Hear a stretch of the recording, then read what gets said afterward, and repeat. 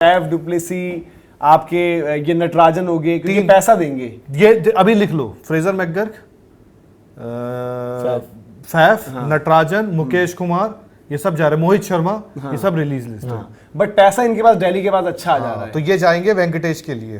Venkatesh Iyer as an opener वहां पर बढ़िया हो सकते हैं। एक विल जैक्स के लिए जा सकते हैं, विल जैक्स इनको एक ताबड़तोड़। अबे हैरी ब्रूक का भी तो आएगा 6 करोड़ 25 लाख। हाँ, तो पैसा तो है इनके पास। कहाँ है दिल्ली वाले, इतना पैसा यार, एक आध फ्लैट ले लें यार इतने में तो। इनका तो पैसा जबरदस्त है दिल्ली के लिए। दिल्ली के पास फिर वही है कि ये मुस्तफिजुर रहमान का भी पैसा जुड़ेगा इनका 6 करोड़। हाँ, मुस्तफिजुर भी तो बाद में आया था। अरे ये तो ये रहना है पर डे सैलरी पे आया था। मुस्तफिजुर तो बाद की वो तो रिप्लेसमेंट है ना। अब ये वो डिपेंड करता है भाई। और फिर तो मैं कहूंगा अगर जॉनी बेस्टो रिटेन हो तो हैरी ब्रूक भी ऑक्शन में आ सकता है फिर, और हैरी ब्रूक को भी रिटेन कर सकते हो आप। मुझे भी यार यही अगर भाई यार बेस्टो वाला मैटर अगर हो बेन स्टोक्स लाओ ना केकेआर में। ये नहीं होना चाहिए कि यार सारी चीजें जो है मुंबई भाई इनका पैसा हिसाब लगाओ। नटराजन 10 करोड़ 75 लाख, आप प्लस करते जाओ रिलीज में, ठीक है। मोहित शर्मा 2.2, ये भी रिलीज है, ठीक है। मुकेश कुमार 8 करोड़, ये भी रिलीज है। 20 करोड़ तो यही हो गया, ठीक है। हैरी ब्रूक को हटाओ 6.25, ये भी रिलीज है। 27 सदीकुल्ला अटल 1.25, इसको ही निकालो 28, ये भी रिलीज है। और फ्रेजर मैकगर्ग 9 करोड़, इसको हटाओ 37 भाई पैसे तो इनके पास बहुत ठीक है। है। डुप्लेसी 39 करोड़ हो तो गया भाई, ये तो कांड कर देंगे। ये तो केकेआर चेन्नई को भी टक्कर देंगे। देखो ग्रीन के लिए भाई लड़ाई है। अबे यार ये भी तो पागल होंगे। 30 और करोड़ इनके पास तो वो भी है 40 करोड़ टाइप बन रहा है इनका।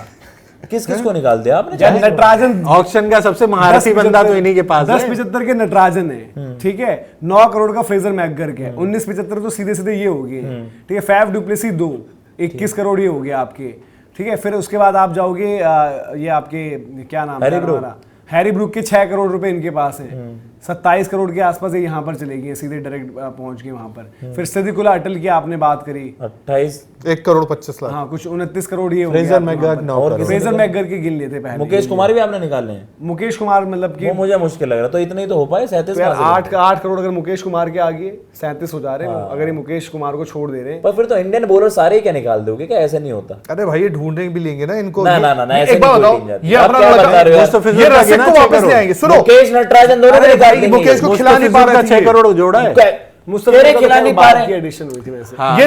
ये मान लो रसिकदार को वापस ले आए, इनके उसमें था।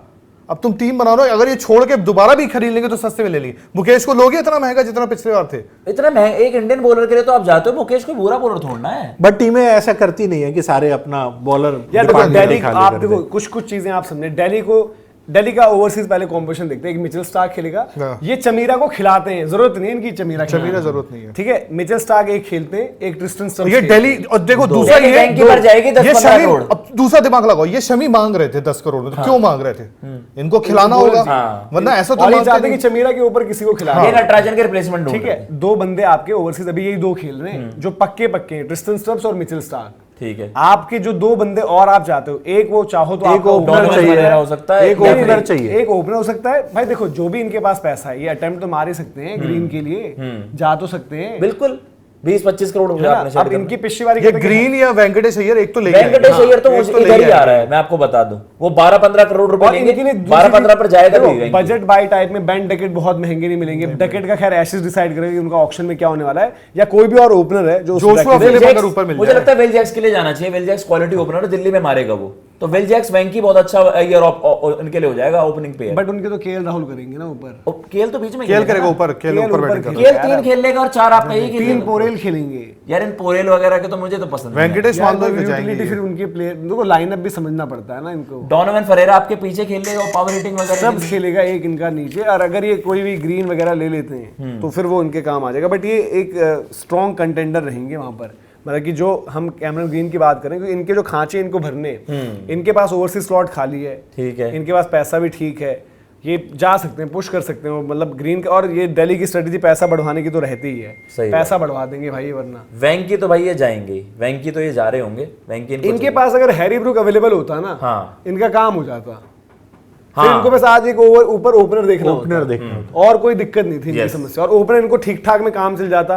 ओपनर आपको जैसे विल जैक्स और पोरेल कर लेते हैं। जिनके लिए बहुत ज्यादा आपको पैसा नहीं खर्चना पड़ता, चाहे वो विल जैक्स हो, बेन डकेट हो, कोई भी हो, फिर आपको खर्चना जो पड़ता है, एक आप अच्छा बॉलर इन्वेस्ट करते नीचे। यार आ रहा है तो जेमी स्मिथ भी आ जाए केकेआर में, हमें विकेट कीपर बैटर ओपनर। अब यार वो नियम पता नहीं, अब बेस्टो वगैरह आपने कर दिए रिटेन, तो इन बाकी नियमों का क्या है? मुझे तो जेमी स्मिथ बढ़िया लगता है, उसे रख लेंगे हम तो। हाँ, बट दिल्ली कैपिटल्स की बाकी नहीं तो कॉम्पोजिशन, अगर मुंबई ने किया है बेस्टो को, तो ये भी तो मुस्तफिजुर को रख ही सकते हैं। हाँ चाहो तो रख चाहो सकते तो हो रख फिर। सकते हैं। पर ये नियम का फिर क्या है यार? फिर हैरी ब्रुक भी वापस आ जाएगा, मुझे भी समझ फिर नहीं आपका जेमी स्मिथ भी ऑक्शन में हैरी आएगा। ब्रुक तो आया ही नहीं था ना। तो बट भाई वो भी तो एक हालांकि नियम था मतलब ना, वो भी एक नियम था ना। देखो आपको जो नियम की कंफ्यूजन लग रही है, दिल्ली के मैटर में डिस्कस कर लेते हैं। हैरी ब्रुक पर ये था कि भाई कि जो पुल आउट करेगा उस पर बैन लग जाएगा, बट एक नियम ये था कि जो टेम्परेरी रिप्लेसमेंट्स आई थी, आपको दिखा भी देते हैं नियम की, जो टेम्परेरी रिप्लेसमेंट्स थी जो लास्ट में आई थी, क्योंकि आईपीएल का एक नियम कहता है भाई कि 12वें मैच तक आपको रिप्लेसमेंट अनाउंस करनी है, वरना नहीं मिलेगी। अब यहाँ पर ये था कि भाई कि क्योंकि कुछ प्लेयर्स आपके अनअवेलेबल थे, तो आपके जो टेम्परेरी रिप्लेसमेंट टाइप के आएंगे वो सिर्फ इस सीजन के एंड तक रहेंगे, बाकी ये लोग जो है आगे नहीं रहेंगे। Will not be eligible for retention in the following year. अब temporary replacement players will have to register, उनको ऑक्शन में आना पड़ेगा 26 वाले के लिए। बट उन्होंने ये क्लैरिफाई किया था भाई कि जो बंदे पहले हो चुके थे बिफोर द लीग सस्पेंशन, यानी कि जब आपके 12 मैचेस का हिसाब किताब वाला था, जो पहले हो गए थे, नाम भी दे रखेंगे, सिद्दिकुल्ला अटल हो गए, मयंक अग्रवाल हो गए, लुआंड्रे पिटोरियस और नांद्रे बर्गर, इन लोगों को आप चाहते तो रिटेन कर सकते थे, बट जो बाद के आए थे वो आपके रिटेंशन में नहीं थे। तो अब ये नियम का क्या है भाई समझ में नहीं आ रहा है, क्योंकि बेस्टो लोग बोल रहे हैं मुंबई रिटेन करेगी, तो दैट मीन्स फिर हैरी ब्रुक भी वापस आ जाएगा, फिर आपका जेमी स्मिथ भी आ जाएगा, फिर तो टीमों की प्रॉब्लम ही सॉल्व हो गई। फिर इतनी मारामारी क्यों है? क्योंकि नियम ये आपने एक मेमो दिया था अपनी फ्रेंचाइजीज को, ये रिप्लेसमेंट स्कैम हो जाएगा एक और फिर। और फ्रेंचाइजी से आप भैया पूछते भी तो होंगे, जब खिलाड़ियों की आपके पास कमी है, ड्रॉट है एक, मतलब आपको लग रहा है कि यार आपके खांचे तो भर नहीं पा रहे, केकेआर कहेगा भैया हम पे तो खिलाड़ी नहीं है, भरे कहां से आप उनको। अब वही है कि भाई फ्लॉज हैं, सिस्टम में फ्लॉज हैं, और उनको सारी टीमें वहां पर एक्सप्लॉइट करनी है, जो सीएसके ने करा था। तो मेरा मानना ये यार अप्रूव कर दो यार, आईपीएल के मतलब थोड़े से 4 चांद ही लगेंगे अगर ये स्टार्स भी आ जाएंगे। तो मेरा मानना ये होना चाहिए वहां पर, अगर आप इस तरह की चीजें। मेरा ये मानना है कि या तो फिर ये भी नहीं होना चाहिए बेस्टो वगैरह, ये सब ये तो नहीं होना चाहिए। और ये सही है भाई। देखो क्या होता है, अब यार ऐसा नहीं होता, आज आपने एक ऑक्शन में टीम पिक करी, चाहे वो हैरी ब्रुक है, चाहे वो बेन स्टोक्स है, जो लोग गए भी हैं, चाहे वो कभी जेसन रॉय है, एलेक्स, मैं तो अपनी कॉम्पोजिशन बनाई है ना, मैंने भाई आपको बाय कर लिया, मैंने दूसरा कोई ओपनर देखा ही नहीं, मैंने एक जुगाड़ू ओपनर रख लिया, बाकी भाई की जरूरत पड़ेगी तो ये होगा। आपने सडनली मन किया मैं नहीं आ रहा है, मेरा मूड नहीं है, तो टीम का नुकसान हो गया। तो बिल्कुल यार हटाओ ही नहीं, ड्रामेबाजी थोड़ी चलती रहेगी आपकी, कि आपका जब मन करे मुंह उठा के पैसा छापने आ जाओगे, पैसा पीटने, जब मन करेगा कि जी हम नहीं आ रहे। सही बात है, वो एक्शन भी सही है, और ये नियम में है आपका, जो आपके रिटेंशन की जो हम बात करते पहले हैं। बांग्लादेशी प्लेयर्स बीच में कर रहे थे ना, उन पर लगा दिया था, वो तो मुस्तफिजुर एक एक्सेप्शन था, वरना आपने बांग्लादेशी प्लेयर को कहते थे चलो भाई। तो जो आपकी जो हम बात कर रहे हैं कि जिस तरीके से चीजें रही थी, वहां पर आपको देखना पड़ेगा। खैर आप लोग बताइए कि भाई आप किस तरीके से देखते हैं ये, अगर ये मुकेश को ना भी छोड़े तब भी इनके पास अच्छा पैसा है, बट दिल्ली की कॉल ये है कि भाई दिल्ली को क्या करना चाहिए। क्या दिल्ली आपको लग रहा है कि ग्रीन को उठा सकती है थोड़ा बहुत, जो है और एक आधे प्लेयर जो हम नाम ले रहे हैं इनको पूरा ही छोड़ के एक टारगेट करे सिंपली, या फिर आपको लगता है भाई कि इतना ज्यादा इस रेस में मत जाओ, जो आपके जुगाड़ आपको सेट करने वो लो, आराम से नटराजन टाइप उठा लिया, जो आपको एक ओपनर चाहिए ओवरसीज वो उठा लिया, और बाकी काम आप ऐसे निकाल लो। कमेंट सेक्शन में जरूर बताएं। बहुत बहुत शुक्रिया।